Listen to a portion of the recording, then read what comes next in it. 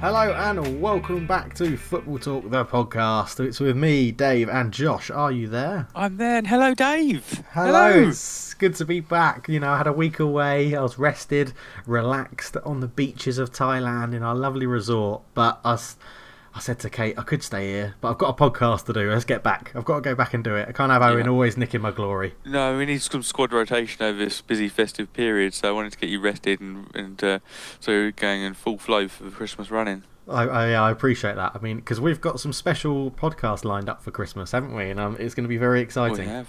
It's going to be very, very Absolutely. exciting. So Josh and I have just been chatting about how excited we are about the Christmas podcast. So hopefully you guys are as well. It'll be very, very good. But let's crack straight on into the news. Josh, what do you want to talk about today? Well, I want to talk about a player, a special little player close to my heart. I saw him play for many years at Spurs and always knew he was going to make it, and he did. Wow. But there's a but to it. It is Luka Modric winning the Ballon d'Or. Absolute joke. Yeah. The problem is, it does seem like an absolute joke. But at least we now know the formula for. We know fully now the formula to win the Ballon d'Or. You must be a midfielder or an attacker. Yeah. You must do very well in the Champions League and/or the major tournament that year. Domestic cups and leagues are irrelevant, and if you're a defender or goalkeeper, no chance. I love it. Your league is irrelevant. to decide if you're the best player in the world. Score 50 goals? No, it matters about 4 weeks of from like the Champions League final to the culmination of a major tournament. That is all that matters. Yeah, I mean the rankings were announced as well, weren't they? Oh god, yeah. Messi finishing 5th, wasn't it? Messi was 5th. I mean Griezmann almost higher than Ronaldo. Mbappe 4th, so it was Modric and Ronaldo, Griezmann, Mbappe, Messi, Salah, Varane, Hazard, De Bruyne, Harry Kane is the top 10. I mean, Neymar finds himself 12th, and he's always spoken about as the 3rd best. But absurd. I mean, Paul Pogba finds himself in 15th. I couldn't figure that out. That was a bizarre thing. I was like, I don't know how he even got into like the top 20 or something like that. He's been awful for Man United, but. Like Griezmann and Mbappe and people like Varane, I can sort of understand. They won the World Cup. They were part of and Pogba to an extent. They were, they played a lot of football in a World Cup year where their nation won the World Cup. But Modric literally didn't win anything, like competition-wise. Well, he won the Champions League, yeah, but that's not. That's a very big trophy, but it's just bizarre. It's just bizarre. I think I would be happy with him winning it if we saw Messi in the top 3. I think having Messi in the top 3 is it gets to a stage. It's like I think how you got to remember old Mourinho. Mourinho has won something like one manager of a month in his whole time he's been in the Premier League. It's like, come on. Yeah. The man's won Premier League titles. How can you barely win a manager of a month? It's almost like, oh look, we know Messi's great. Let's give up a chance. So it's like, no, that devalues it. If he's great, he's up there and he wins it every time. Don't put him down in 5th just because you fancy it that time. It's just it's a shame. It is a shame, and it's sort of like, well, I think because there's now 2 awards, isn't there? There's the Ballon d'Or, which is voted by the press, I think. And there's the FIFA World Player of the Year, which is voted by FIFA, like national managers, international managers and representatives and stuff, which I think is the one that Ronaldo won and Messi came 2nd and Neymar came 3rd, if I remember. So it's sort of like the Ballon d'Or's just sort of shooting itself in the foot as not really being the crowning glory anymore. I mean, maybe it's just a one-off year, but yeah, to summarise, Messi not being in the top 3 is utterly bonkers, and Modric winning it is just wrong, in my opinion. As good as he was, but yeah. Did you see the female winner? How she got asked to if she could twerk? Disgraceful, absolutely disgraceful. It just sums up, like, I know we just said it's not a FIFA award, but it sums up the sort of thing FIFA would do, innit? When Sepp Blatter came out saying women's football should be played in tighter shorts. It's like, absolutely ridiculous. I know. I don't quite know what Martin Solveig's really doing there. Why is he involved? If you want to make it why you got a DJ there? Why is it? I don't get it, but yeah, I can't imagine he'll ever be invited back, Josh. So no, no, it's not going to be a recurring theme. Yeah, yeah, but yeah. So Ballon d'Or was obviously a big talking point over the week that's just happened. You also wanted to talk Euro 2020. Yeah, and the groups for the qualifying got announced last week, and it quite favourable for England. We play against some fallen giants. Really, we'll be up against Czech Republic, Bulgaria, Montenegro, and Kosovo. I feel like Montenegro, Kosovo has got a bit of bite to it. My European history is not great, but it feels like there's something there. Yeah, I think. But Czech Republic obviously used to be a lot better, and Bulgaria had a bit of time. Be a bit more prominent, but neither have got any kind of great players these days. Nah, they were always the sort of nations that had one star or one very strong player, weren't they? That used to scare you when he got on the ball, like your Stoichkovs or Jan Koller, I think it was, for the Czech Republic, wasn't it? Just a massive giant up front, and you're always like, oh god, any set piece and you're going to concede. Yeah. But there's always the for Bulgaria, Valery Bozhinov, who never really kind of fully made it. Yeah. Oh, there's a blast from that. That would have been a good wiki file. Although Lecce and Man City would he have played enough at Man City? Yeah. Oh yeah, played enough. The Kana rule. Might have played the Kana rule, yeah. But I'd shout out to anyone who in Northern Ireland who thought they were going to go to Euro 2020. You're in a group with Netherlands and Germany, so you might not make that. Yeah, bad luck there. But it was like you say, a favourable draw for England. Let us know in the comments how your nation, if you're not English, how your nation got on and what you think about the draw and what are the chances of going. So this obviously all culminates in the 12 countries, 12 cities, across Europe. It culminates with the semis and final in London. Yeah, you're going to try and get any tickets to the games that are around? I think I definitely will. Yeah, I mean, I definitely try London ones and maybe some of. Because I went to watch Euro 2016 in Lille, so it's not too far for me to jump across the channel and watch anything in France. So I'll definitely be up for that. Very nice indeed. I had one bit I just wanted to touch on in the news, which was. We've mentioned it in previous podcasts a little bit, the Copa Libertadores, and how it has now been confirmed that the final is going to be held in Madrid.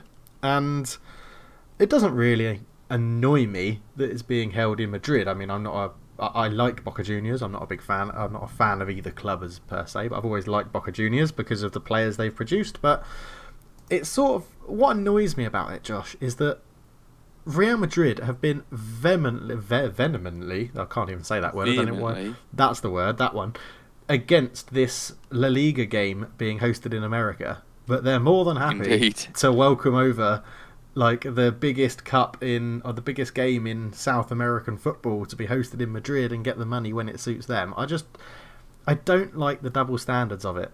Like if Barcelona had offered to host this game, I could be like, well, that's fair enough because they're going to try and pad their own argument to say, well, we hosted this game from South America, why don't we go to North America and play a game out there and they can host it and blah-de-blah-de-blah. But for Real Madrid to say, no, we're 100% against this game out in North America, we don't want it to happen. However, if you want to come to our ground and pay us some money to use the Bernabeu, then go for it.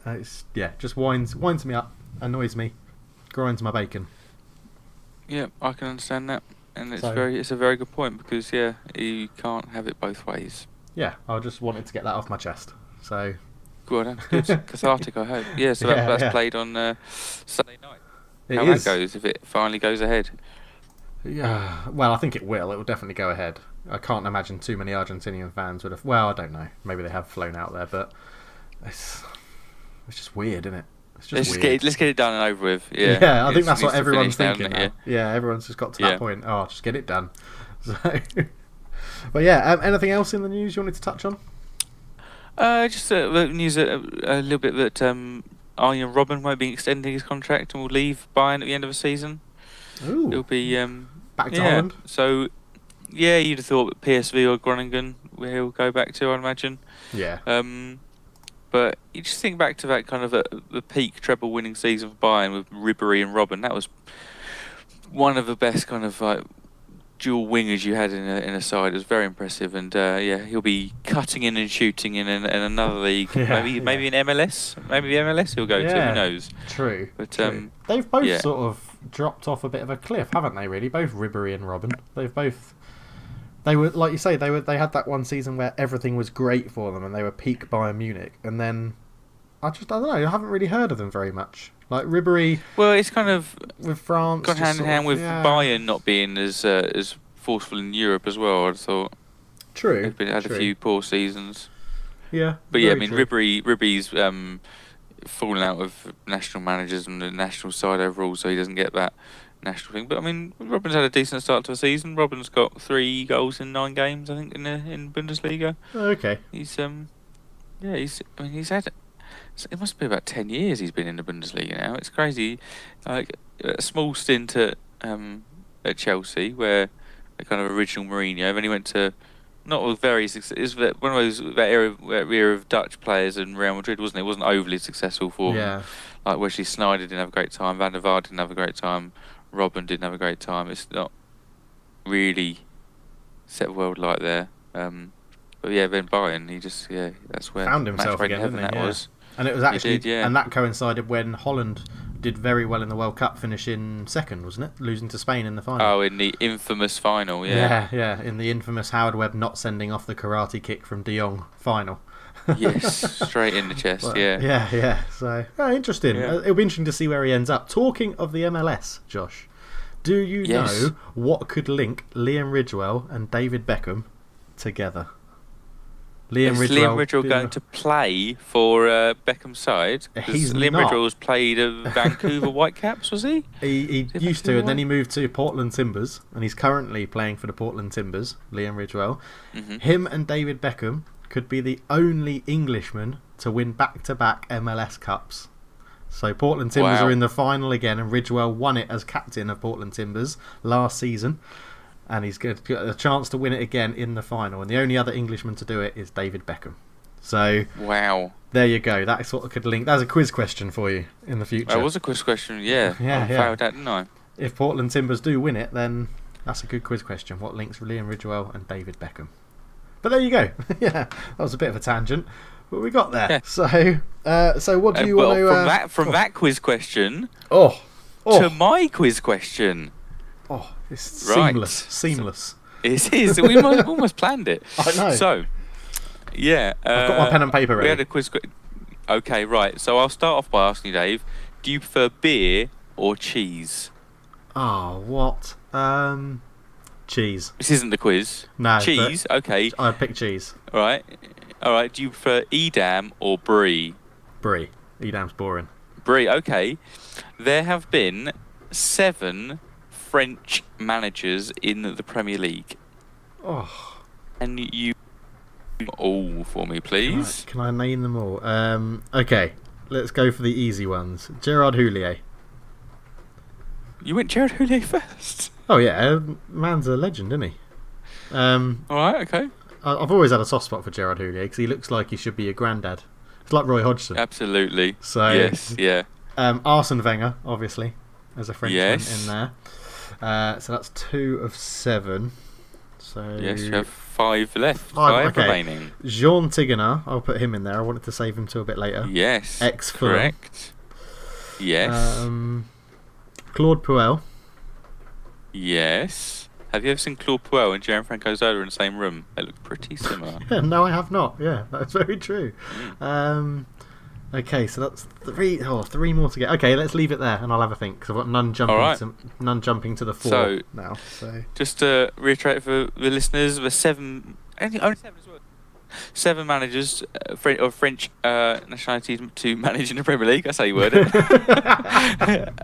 Dave has successfully named 4: Arsene Wenger, Claude Puel, Gerard Houllier, and Jean Tigana. 3 managers remain, and we'll pick that up at the end of the podcast. Can I just ask you one question about this quiz?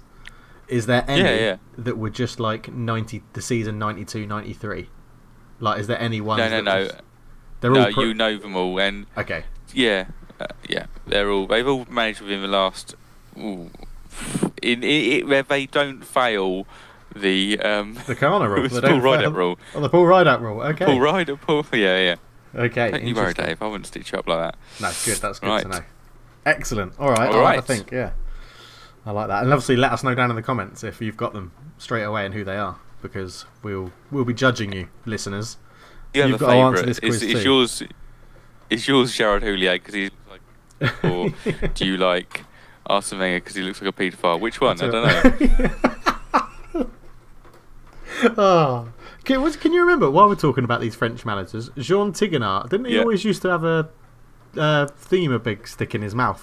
A big stick. That sounds disgusting. A toothpick. A toothpick. That's the word I was looking for. Yeah. Didn't he always used to have a toothpick? Do you know what? When you were about to say about it, I was like, did he ever used to have a toothpick? And he must have done, but I can't say for 100% certainty that it was him. But I think it was him. I'm going to go with it. Yeah, I think it was him. Okay, we'll come back to the quiz at the end. Maurizio Sarri now has a fag butt out of his mouth. Yeah, class personified. Yeah. All right. Okay. Right, on to the review of the midweek game. Sorry, I lost my train of thought there. I'm just gonna, because I'm gonna laugh about it later in the podcast. There was about a 2-day period at work last week where I couldn't stop thinking about Michael Balzac. Right, now that I've got that out of the way, let's crack on with it. Reviewing the midweek games. Right. We are recording this slightly earlier than normal. So rather than talking about the Saturday games that have just happened and the weekend games that are coming up and weekend games that have taken place, we're going to talk about the midweek games that happened, because there was a lot of action that we can talk about. A full set of fixtures. Yes, it was great to see. Love a full midweek set of fixtures, because one, it's during the week, you're like, oh, what should I do? I'll watch football, boom. Secondly, because fixtures and results come thick and fast, and all of a sudden, I know you've won 2 games on a bounce, you're well up there. Yeah. So, we had some Tuesday night fixtures, and we'll start off with AFC Bournemouth versus Huddersfield. And this ended 2-1 to Huddersfield. Oh, no. 2-1 to Bournemouth, sorry. Yeah. It should have been. It probably should have been 2-1 to Huddersfield. They absolutely battered them. Yeah, but started too slow, didn't they? You can't give a Premier League side a 2-goal lead in the first kind of 20 minutes and get away with it. Callum Wilson popped up for his 9th goal of the season. He's now scored as many as he did last year, which is pretty impressive. And something else, just talking about Callum Wilson, I read a stat the other day. He misses the most clear-cut chances in the Premier League, or so far this season in the Premier League. That's a double-edged sword, isn't it? That's kind of like, good, you're getting yourself in those positions, so you're giving yourself a chance to score, but you're also missing them. So yeah, I do see that as when you're scoring goals like he is at the moment, I see it as a positive that he's also missing those chances, because he is getting in the right spot, and I think it's something like although he's missed the most in the league, 50% of his clear-cut chances have actually gone in. So. Okay. Yeah, he's got quite a good rate still of scoring them. He's just also missing a lot. So yeah, but yeah. Other stat to back him up then is he has scored and assisted in 3 games this season. He's joint high with. Can you guess the other player in the Premier League to have scored and assisted in the same game 3 times this season? David Silva. Raheem Sterling, right side, wrong player. Damn. Okay. Oh, that is interesting. Two Englishmen up there. Yeah. Get them leading the line. I'd love that.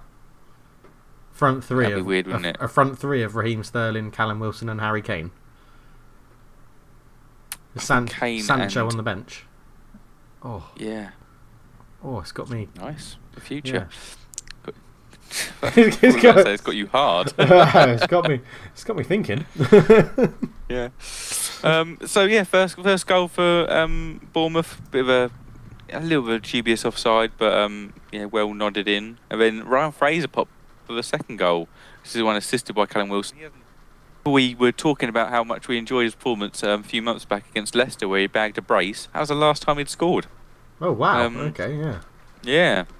A little player scuttles around the pitch, doesn't he? He's got a very low centre of gravity, like so low. But he's got 7 assists for Bournemouth this season, so that's pretty impressive. He's sort of the player that when you think of Ryan Fraser, you never think Premier League. Well, I never do. I never think he's a Premier League player, but he is. Like, yeah, he's having a good season this year, and he's doing all right for him. So, because Bournemouth had been on a run of 4 defeats before this. He thought, they're going to really slip down into. I mean, this is a kind of must-win because Huddersfield, one of the worst sides in the league. You're on a run of 4 defeats. If you win, if that makes your 5th loss in a row, and it's to Huddersfield at home, that's really kind of that will get the morale will really drop to very low at that point, won't it? Yeah. So are you saying this is a statement victory? Is that what we're saying? It is a statement, victory. It's a statement victory, yeah. But they didn't keep a clean sheet. Congolo got a good strong header in, but they left themselves too much to do, really. Yeah, I mean, Huddersfield, I said before, like, it could have been 2-1 Huddersfield because they had a good number of chances. I think Aaron Moy missed one of the best ones, just shooting pretty much straight at Begovic when either side of it. And Begovic had a good game, though. Begovic did well.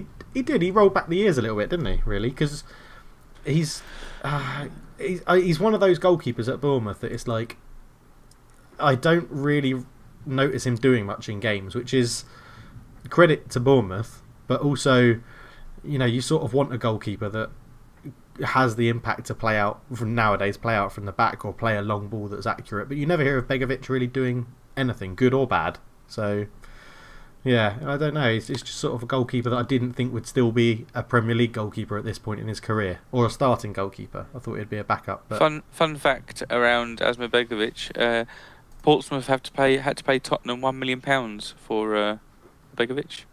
Why? Because they aborted a transfer as Spurs had already made initial payments on Begovic and Kabul, but they aborted it. So it all came out in their liquidation and administration that they had to pay Spurs $1 million. It's like, he's never played for us. It's really weird. That is really bizarre. Yeah. So, interesting one. Okay, so yeah, good win for Bournemouth. Keeps them up in Huddersfield. Amazingly, Huddersfield are still out of the relegation zone. I don't quite know how that's happened. Mark Hughes, that's how that's happened. Well, we'll get onto that a bit later, won't we? We will get onto that, and I'm so happy. But yeah, Bournemouth up in 6th, doing very well. But the top 5 is just separate, isn't it? I mean, we'll go on to all of them later, but yeah, 7 points away from 5th. It's done and dusted. I think the top 5 now, which is very annoying because my team aren't in it. But anyway, yeah, yes. Brighton and Crystal Palace. We'll move on. Yeah, the M23 derby. Yeah, a fake derby. Yeah, the fake derby. Give it a read on give it a read on Wikipedia. It's interesting because how long it's gone on. It's gone on for like since the 40s and 50s. Yeah, but it's fake, isn't it? Because it's just they have to manufacture this derby because there's no other teams really in the southeast. It's because like Brighton and Crawley. Then Crawley have got, I think, AFC Wimbledon as their rival, and Brighton have Crystal Palace. It's kind of like, yeah, but you go pick your most local club. But yeah, it's interesting. I give it a read. It's quite funny. This was a weird match, wasn't it? Yeah, all action, and it was very fun. So. We say it was finished up 3-1 to Brighton, even though Brighton made Shane Duffy sent off. Just on that, Brighton's last 4 games, what do they all have in common? A red card. First half red cards. Oh. Against Palace, Duffy, 28th minute. Against Huddersfield, Mounier, 32nd minute. Against Leicester, Maddison, 28th minute. Against Cardiff, Dale Stevens, 34th minute. So between the 28th and 34th minute. So if you want to put a bet on this weekend, you'll have a red card between the 28th and 34th minute in the Brighton match. It's pretty impressive. Yeah, odds on, I'd say. Yeah. That's an interesting stat. Go on. It's an interesting stat because you don't normally see referees normally are a bit more lenient, aren't they, in the first half of games, and things that could be 2 yellows aren't normally given. Or Duffy didn't really give the referee a chance here, though. No, he didn't. No, but we started off with a Glenn Murray penalty. Absolutely, I thought it was a bit of a dubious penalty. It looked like Escudero more kicked McCarthy and kind of got taken out, but. It's all very quick. It's hard for the referee to spot it, but yeah, Murray made no no issue of slotting that right home. He's a very good penalty taker, Glenn Murray. He is a very good penalty taker. Very good penalty taker. He's a goal scorer, isn't he? So it's kind of like you got to focus and put it away. Then it turns out James Tompkins kind of pushes Murray to the ground. Murray injures his shoulder. Amazingly, it wasn't a corner and maybe a penalty, but the referee gives a corner, kind of like a halfway house. It's like, I'm giving Brighton the decision here, but not the full decision. But obviously Brighton thought it was a penalty, a bit of a scuffle, and Duffy gets sent off in the melee for just kind of headbutting Patrick Van Aanholt. Yeah, I love how silly, because the referee's approximately a metre away. Yeah, how the BBC described it. Shane Duffy, I think it was like Shane Duffy was sent off for thrusting his head at Patrick Van Aanholt. Yeah, like not I into. Call it a headbutt. No, because there's no. It's like they talk about players getting lovely power in their shots, but they didn't have no backlift. There's no recoil of the head. It's very much just thrusting forward. It's just kind of keep going with the head. It's like, I didn't headbutt him, I just pushed him. Like a chicken. Just forcing himself in. Or a seagull, if you will. Yes. I could do an impression. Oh, don't. I haven't heard that seagull impression for absolutely years. Let's not bring it up on the podcast. Anyway. So therefore, Brighton are currently 1-0 up, but down to 10 men. So they bring on Balogun replacing Gross to shore up the defence a bit. He managed to score from that corner. Yeah, so they go 2-0 up with 10 men in. 25 seconds, wasn't it? 25 seconds after coming on. Yeah, lovely finish, lovely kind of a guided finish into the corner. So that immediately, as a Palace fan, you're like, yes, they're sent off. We're getting back in. Oh my goodness, it's 2-0. What the? I mean, it got even worse because Andone, the Romanian, just chasing down a long clearance, and James Tompkins has got to do better here. James Tompkins, I'm not a big fan of him. I was surprised when Palace signed him, to be honest with you, but he's got to do better there. He gets kind of done for pace, and Andone comes in, and then Tompkins catches him up, but does almost a David Luiz attempted to kind of tackle, and Andone slots it home. It's like, you've managed to score 2 goals with no reply since going down 10 half. It's like that team talk at half time. Palace has got to be like, oh my god, this is embarrassing because you. But would you be like, oh my god, this is embarrassing. The manager's going to absolutely rip into us. Oh, hang on, it's Roy Hodgson. He's going to give us a Werther's original to say. Yeah. Pick it up. Back in my day, we were 3-1 down, and that's the only thing with Roy. I can't imagine him being inspirational when you're up against it. But I don't know. There's a few times you saw him on the sidelines for England. He lost his temper, didn't he? I reckon he might snap. I reckon, but it didn't really do much. Zaha had a pretty poor match. Got fouled by Balogun, who'd obviously come on and scored. So he had an eventful match, and Milivojevic buried it, but it ended 3-1 to Brighton. So Palace winning last week set themselves up for a better Christmas running, but didn't really build on that, and they find themselves in 15th still. Yeah, I think with Palace, do you think because their game plan is pretty much give the ball to Zaha or Townsend? Now they are getting Andros Townsend a bit more involved in the play, but it seems like teams are now starting to figure out that rather than really generally double mark Zaha, which is what everybody sort of used to do, and he was still so good he would get away and create chances and score goals, they're actually now going for let's just cut off the supply to him. And actually people have seem to be pressing Palace a lot more to stop the midfielders getting the ball to Zaha in the first place. And I think Roy Hodgson needs to have a think about how to change it up again, sort of thing. Do you think Palace will pull the trigger on Hodgson if it doesn't improve? I mean, what are they? They're 3 points above the drop zone. This is it's not similar to Ronald de Boer. He was obviously terrible and didn't win in his first whatever amount of games, but they haven't been adverse to changing manager. Frank de Boer, wrong brother, mate. Sorry, Frank de Boer. Frank de Boer. But no, I think there's worse sides than them in the league who enable Roy to keep his job. It wouldn't surprise me if they changed during the summer. I mean, Roy's getting on. I don't know how long his contract is, but I think you got Cardiff, Huddersfield. even Burnley. I mean, Southampton have just twisted, and I think they'll come good because of it. Fulham have twisted with Ranieri, so I think you've got Huddersfield and Cardiff for sure. So maybe that's what I mean, though, isn't it? It's like if it depends how the managerial changes come off. Yeah, if both twists pay off, then you're looking at, if the table stays as it is, but both twists pay off, you're looking at basically, I would say, Huddersfield and Palace in a foot race to see who stays up. And I think Palace will twist if it gets to that point. I think they'll get rid of Hodgson and go for someone else. But yeah, it'll be interesting to see. See. Yes, it will. But yeah. Next up then, West Ham. A good win. West Ham is Cardiff. Yeah, West Ham winning again. It could have all been so different. Yeah, I was going to say a Christmas miracle. I mean, Perez scored 2. So yeah, so it was a night to forget for Arnautovic. He gave away a penalty. But luckily for him, Fabianski scored. I think Fabianski's saved like 2 or 3 penalties in a row now. But yeah, so Cardiff didn't take the lead there. So, but Arnautovic then also got injured. He's going to be out for a month, so he misses their Christmas running. But Lucas Perez comes on.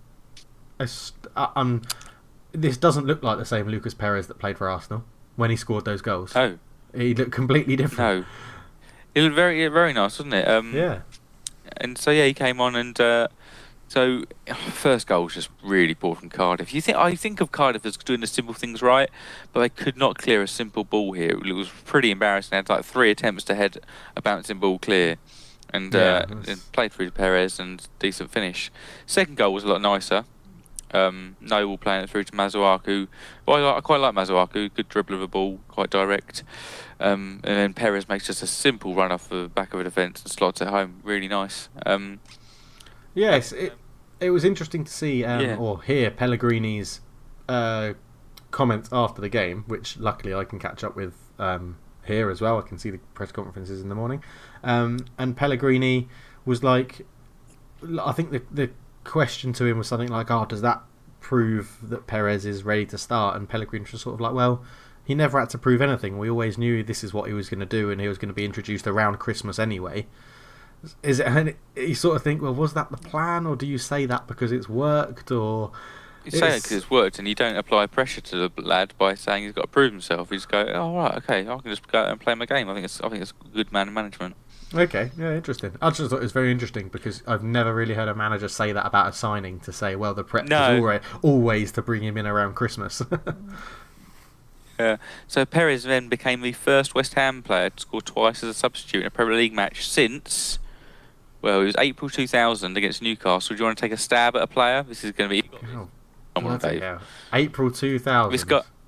This guy would be good at a barbecue, said Mark Lawrenson once. I have no idea. And something about good at playing basketball. It was Paolo Wanchop. Oh. Incredible. Yeah. All right. There you go. What a legend he was, Paolo Wanchop. Miguel Antonio had a bit of a forgotten man. Snodgrass has come back into the side recently. He obviously was on loan last year, but he's done all right this year with his massive head. He set up a nice cross in, and Antonio scored his... Okay, Antonio scored 21 Premier League goals. Yeah. How many of them do you reckon are headers? 12. Oh, 13. 62% of them are headers. The only player to score at least 20 goals and to have a better percentage of headed goals are all centre-backs. Huppier, Campbell and Terry. That man is dangerous in the air. He is. Can you remember when he got called up to the England squad? That was weird, wasn't it? That's a dark time, isn't it? Yeah, that was... Wow. Yeah. He's effective, isn't he? If you play... He's kind of like... It's similar to kind of how effective Fellaini can be. It's kind of like, you're not the greatest technician, and I can see how sides can get the best out of you, but... you're not quite you playing in a better side makes you seem out of place. Like Fellaini, I don't know what got on to Fellaini, but Fellaini would have no criticism if he was in a lesser side. It's because he plays for Man United, but he gets criticism for his style of play. True, true. But anyway, and then Murphy got a consolation goal in the 95th. Yeah, that ball was bouncing all over the shop, wasn't it? Yeah, it really was. Yeah, it was like it was just Fabianski. flapped at it, didn't he? And nobody could clear it. And then Flappy Hansky came back, and then it was just sort of, it ended up in the net. Even Andy Carroll there. Andy Carroll was in the mix, couldn't even rise to head that one. That's how you know it's bouncing high. Yeah. So, but I mean, all in all, West Ham seem to have turned things around, don't they? And I mean, Pellegrini's coming in. Yeah, that now puts 5 points between them and Newcastle, so that's really good for them. Yeah. Where is that gap now? 14th and down is of a relegation as those 7 teams. Yeah, I mean, if you're a West Ham fan, which obviously Owen is, who hosted the show with you last week, you'd probably be looking up now, wouldn't you? Because it's 5 points to Newcastle, 4 points to Man United and Everton in 7th and 8th. So it's close. Wow. That middle bunch of the table is really close, and it's really annoying that my team are in it. Yeah, and West Ham play at home to Palace next, so that's another winnable match. Yeah, definitely. Okay, then Watford, Man City to finish off the Tuesday fixtures. 2 goals. City is starting to stutter a little, I think. Yeah. 3 went out last time against Bournemouth. Now 2-1 against Watford. Got a little bit for a minute there. I think it happens when Christmas comes along and a lot of games coming in. But I think they're starting to falter. I mean, they've still got Kevin De Bruyne to come back, so that will probably help when he does. Well, that's the thing. They've got De Bruyne to come back. Gabriel Jesus will get back to form at some point. They've got. I mean, they played Sane and Mahrez, didn't they? Against Watford, they both scored. They've got Sterling in there, Bernardo Silva. They've got so many good players. I don't think they're. They're stuttering, but they're not falling, are they? They're not gonna. I don't know. I just can't see them losing. I just can't. Even when they played like that against Watford, they didn't play to their best and they won it. Okay, it wasn't comfortable. There was a bit of twitchy bum time towards the end, but it's just. I just can't see them losing. No, really. And it's annoying, isn't it? I'd rather them win the league than Liverpool, so they need to keep winning. Yeah. Why? Yeah, Watford now lose 3 on the road. Hang on, whoa. Why? What's your reasoning? For not wanting Liverpool to win the league? Because Liverpool are a similar level to Spurs. We can both compete on the same level financially. Maybe Liverpool a bit more, but Man City we just can't compete with their riches, so they might as well win the league, because if they don't win the league, they're just going to spend another 150 million on 2-3 players and win it, so I don't mind. Okay. I accept defeat in that. I'll take that. That's a reasonable reason. And I fucking hate Liverpool. Fair enough. See, I thought you were going to say I don't want Liverpool to win it because the fans won't shut up about it for bloody forever. Yeah, that's linked to the last. Yeah. Okay. There we go. Yeah. All right, then. Fair enough. Right. Anyway, back to the game. So. Back to the game. Mahrez, you've given him too many chances to cross there. He had a lovely ball in, and Man City somehow managed to not turn it in. Then about 30 seconds later, it was another lovely ball in. Sane, love a little chest in. Man City love an odd goal. Remember Balotelli's shoulder in? Yeah. I do remember that. Mahrez is starting to do pretty well, isn't he? I think he's showing that he was not a panic buy. Like, they obviously did the research into how he plays. They obviously scouted him and really wanted him. They tried to get him previously, and Leicester held on, and then they sold him the second time round. But I didn't think he would be playing such a influential is probably not the right word to use, but such a big part as he has played so far in Man City season. I thought he'd very much be, a last 5-minute substitute appearance to waste some time, fresh legs to run at a defender. But it's just he actually seems to be one of the starting wide men. Sane seems to have dropped into the lesser games. Yeah, exactly. And I think that is where it's really surprised me. And it's interesting. I guess the only thing Man City could probably want to say, I said, Gabriel Jesus will eventually get back to form. He's missing a lot at the moment, and Sergio Aguero being injured puts a lot of pressure on Gabriel Jesus' shoulders, and he's not really living up to it at the moment. So it's I don't think Aguero's out for too long. I think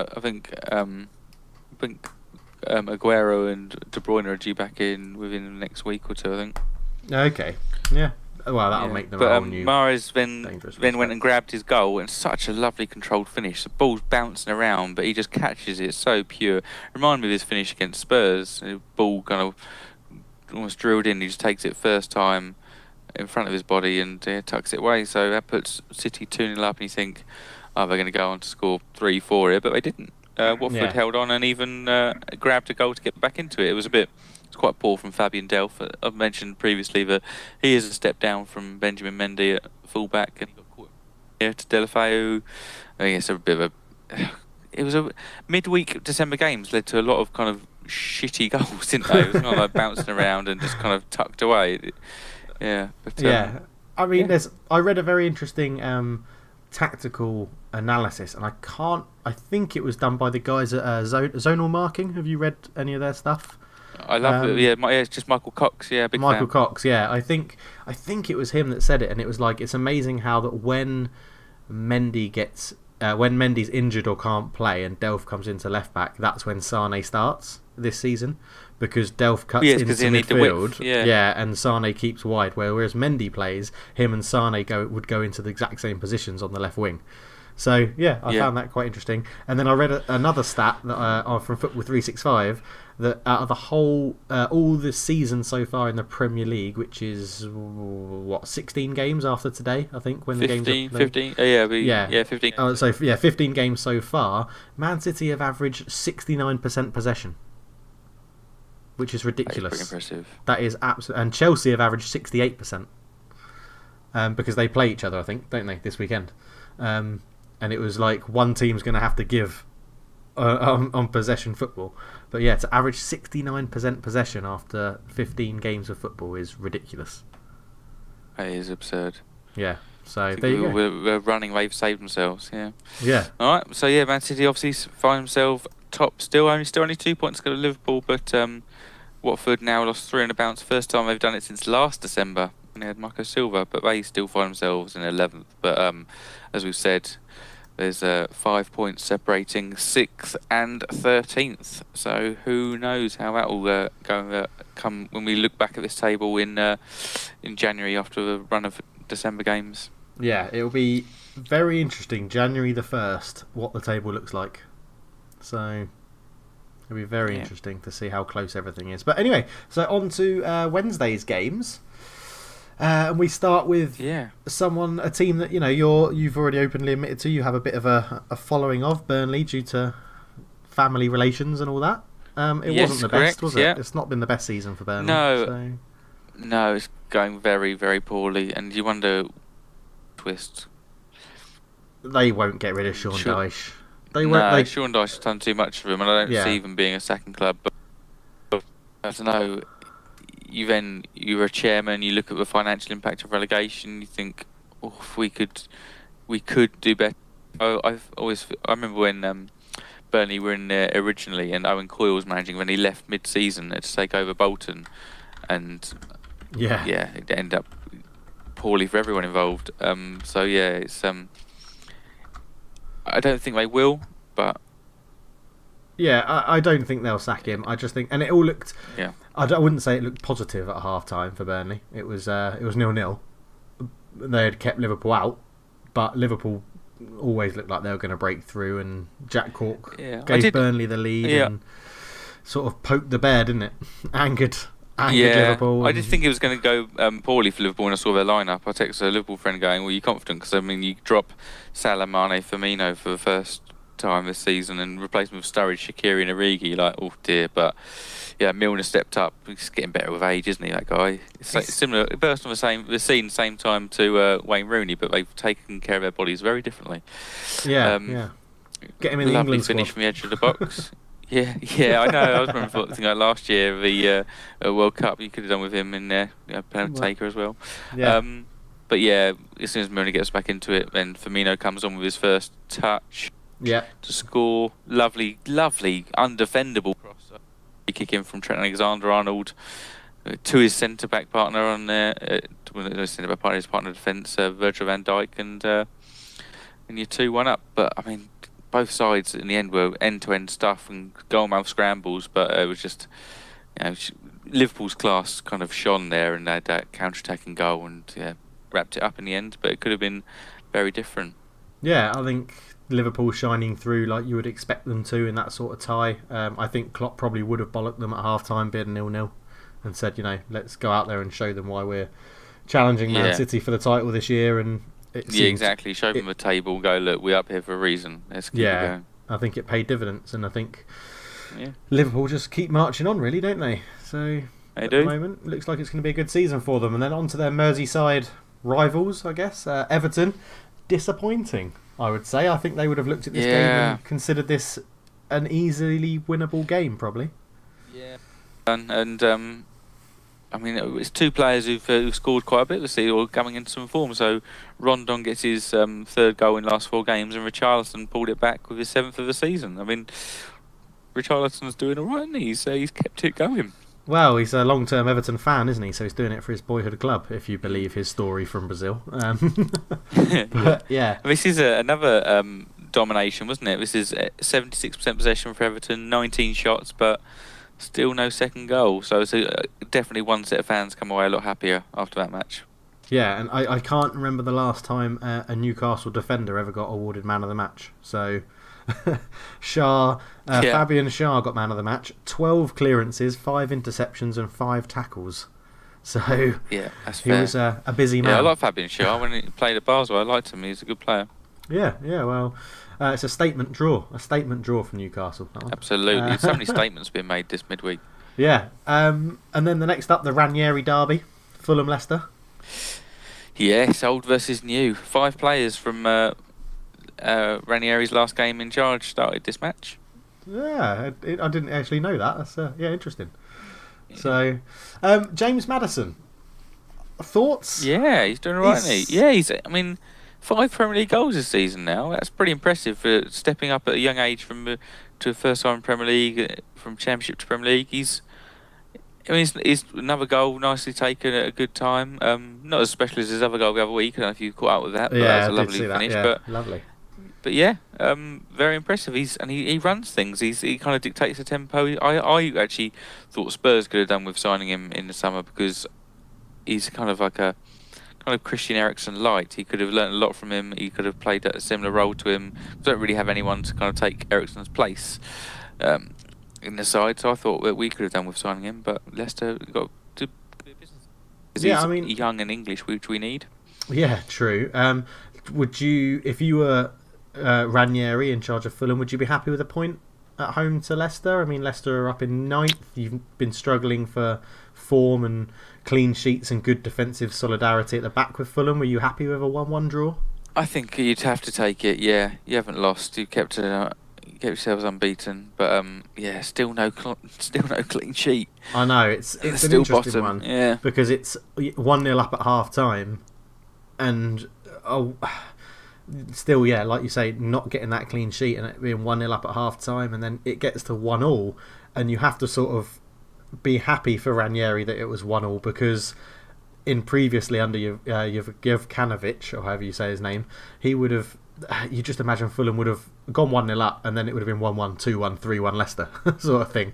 Like once they conceded, they would have opened up. So it's it's tough.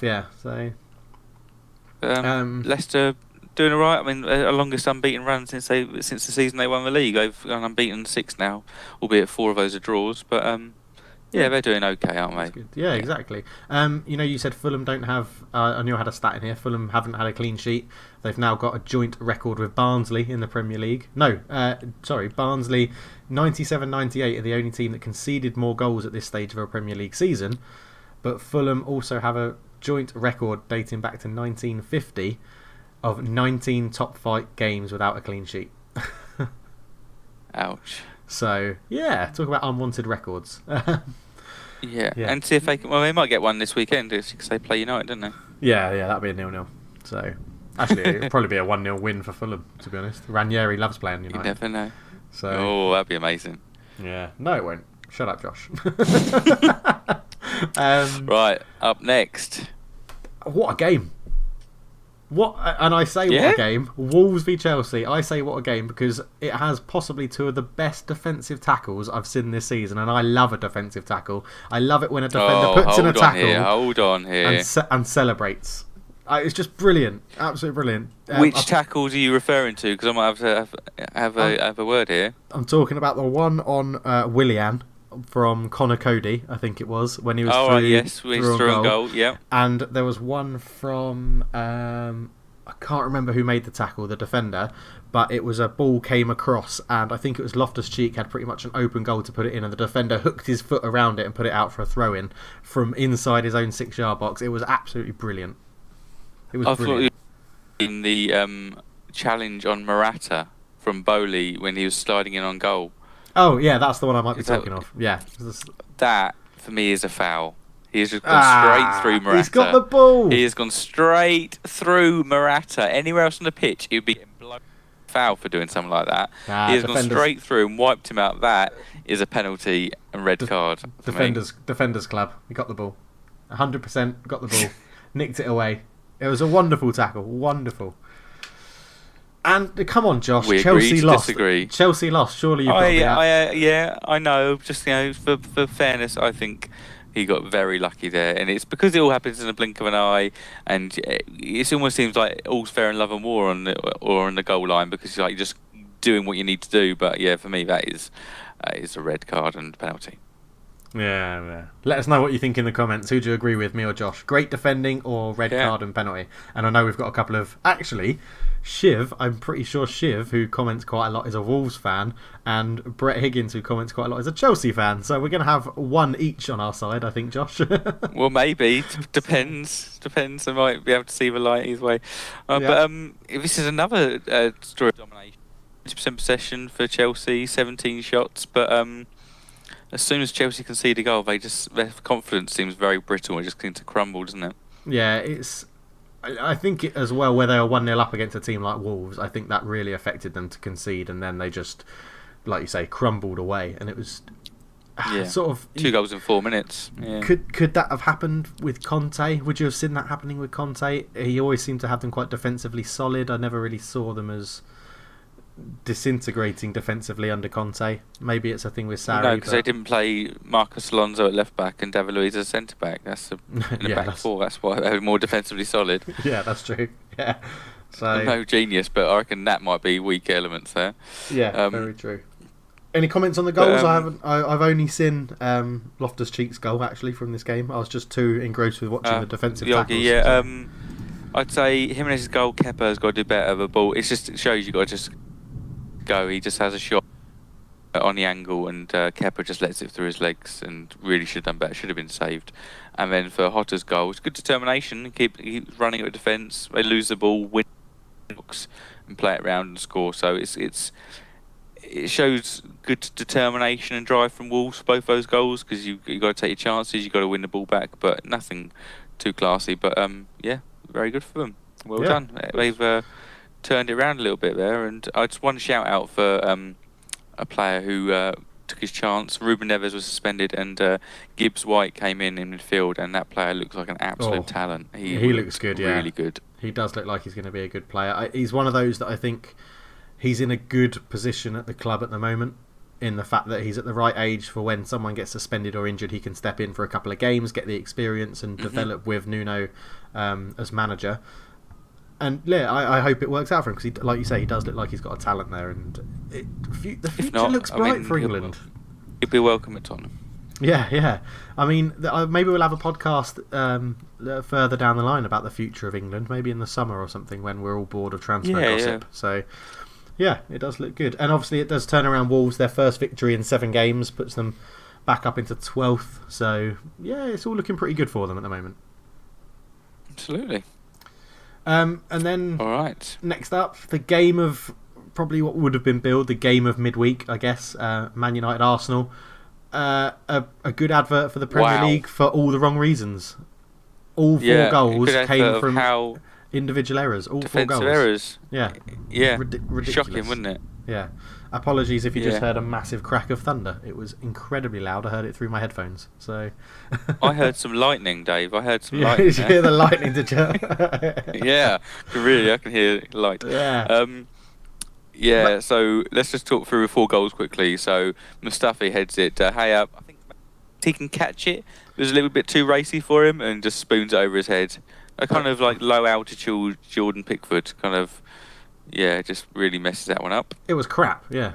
And then what annoys Yeah. me more is that Ander Herrera tried to keep it off the line, and then Ander Herrera complained to the referee, and he was like, "It didn't cross the line." There's technology, Yeah. Ander. There's technology. You've got to says stop that it's right over. now. Yeah. Yeah. You cannot complain anymore about goal line clearances and stuff like that. It's either in or it's not, Yeah. and it's done by technology. When you, Just leave especially it. when the ball's mid-air, it's not like you've got. I saw it. I didn't. Yeah, Yeah. it's mid-air. You're hooking it away. No, and then Martial pulls one back pretty soon after. It's got to be one of the slowest crosses ever that hasn't been cut out. It's just like it's all slow motion. It's like, no, this is actually full speed. Yeah, it's crazy. Yeah. And Martial turns it in, and then that's that 5-minute period. Then there's a second half. I mean, credit to Marcus Rojo. He's created this goal from nothing.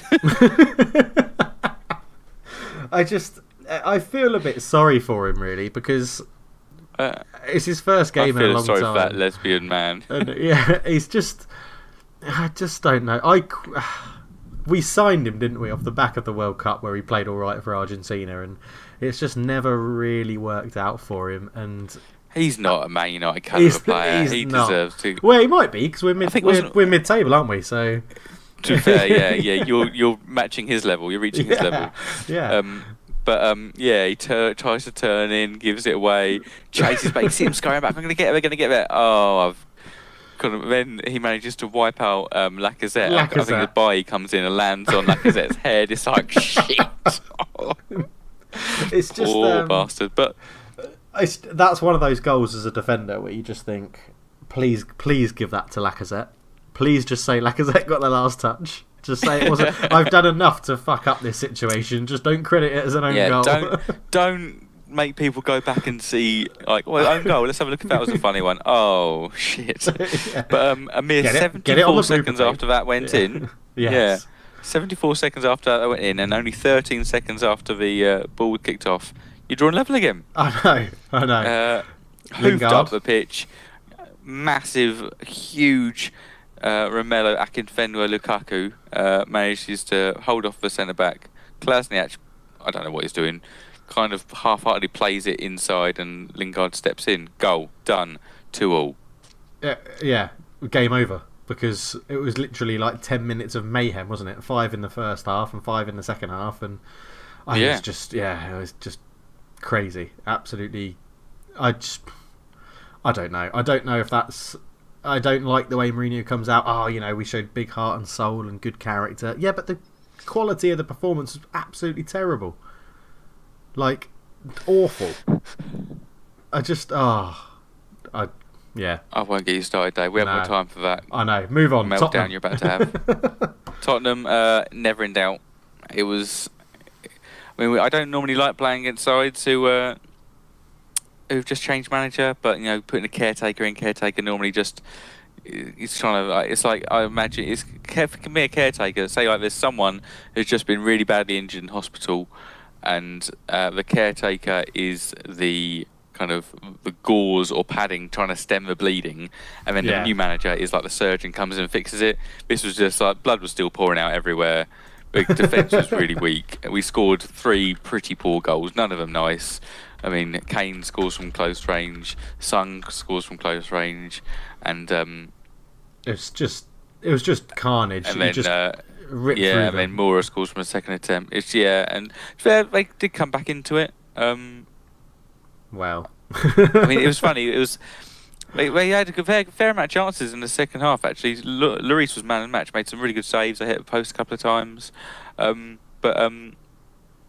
This was the last game to finish of the midweek matches, and every other team had scored. Tottenham were the only side to be keeping a clean sheet at that point. And I was like, "Oh, will Southampton do it?" And they did it like the last kick of the game. I was like, damn you!" But yeah, it was. But the big news of this is obviously Mark Hughes is out. Yes! That's the takeaway point. Yes! He's been fired and they didn't appoint David Moyes. Yes! Yeah. But Hasenhüttl is in, who actually has a very good CV. I wasn't too aware. I think he's going to do quite well for Southampton. Yeah, he's taken, is it 2 teams in Austria or 1 team in Austria that were near relegation to basically nearly winning the league? He seems to be doing quite well. So, yeah, I think he'll do well. Because obviously he's Red Bull Leipzig manager. Oh, was it? Yeah, was it Leipzig? Was it? Yeah, I wasn't sure. I know. I've seen a little bit of it. Yeah, it seems good. The one thing I'd like to point out: Lucas Moura's goal. I love great technique. Both feet off the ground for a volley. Love goals like that. Yeah. When he hits it, both feet off the ground. Yeah. Lovely stuff. Lovely stuff. Well, that's all the games from midweek. What's your highlight? Very quickly, while we're talking about the Premier League, what's your highlights for this weekend fixtures? This weekend, it's obviously City or Chelsea versus City. And that's going to be a boring game, I think. You reckon? I think that's going to be quite a boring game. That's two of the best footballing sides, so they're both going to have 70% possession. Yeah. Well, that's the thing. Sarri ball, as it's been labelled for Chelsea, they just keep the ball without really doing it, and I think that's all they're going to do. I think they're just going to stop Man City getting the ball, and if they can pass it around Man City's press, I think it'll be quite a boring game. Maybe 1-0 City, I think. I think City are going to make a massive statement here. Chelsea have lost 2 of the last 3. They look defensively weak. You do not want to be coming up against Man City when you're defensively weak. I see Sane, Sterling, Mahrez running riot. I think it's going to be City bloodbath. Oh, wow. Okay. Interesting. That'd be interesting to see. Yeah. Very nice. I quite like the look of Leicester Tottenham. I think that'd be a good game, to be honest. I do. Yeah, I think they'll give it's you a nice good when battle. you play against a good footballing side. Yeah. We've yet to draw a game in the Premier League this season, but I foresee this being a draw. Get your money on it. You've heard it. So get your money on a first half red card in the Burnley-Brighton match and a Leicester being a draw against Tottenham. So put your money in those coffers. There we go. Linked to that, did you see that gambling advertising has been banned during football matches? No, I didn't see that. That is interesting. Yeah, all TV advertising, so we won't see Ray Winston's massive head anymore. Good. That's good. Excellent. No, I didn't know that. I know you've always had a bit of an issue with betting and stuff like that, haven't you? It's more you've always had a thing about betting and football and players betting and stuff like that. But yeah, no, that's positive. Yeah. I think that's very positive to take betting away from during football hours, as it were. Is that the Premier League or is it all world football shown in the UK? You know what? I don't know, actually. I don't know.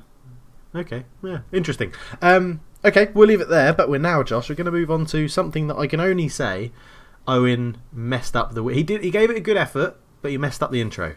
Because it's time for... didn't he? Yeah. I got a wiki file. You got a wiki file. I got a wiki file for you. Hey, there we go. We're back. And Josh, you have a player in front of you who I've just sent. Yes, I have Francois Coquelin. You do. I knew it was going to be one of those. You'd get it quick or you'd get it slow or it'd be really tough. I thought the Arsenal loan and then the loans all over the place would be a bit confusing, but obviously not. To be honest, it did confuse me a little bit, but it's the fact it always helps. So we if you got it up on screen now, you have Arsenal for 105 games, but in that time he'd been loaned to Lorient for 24 games, Freiburg for 16 games, and Charlton for 5 games.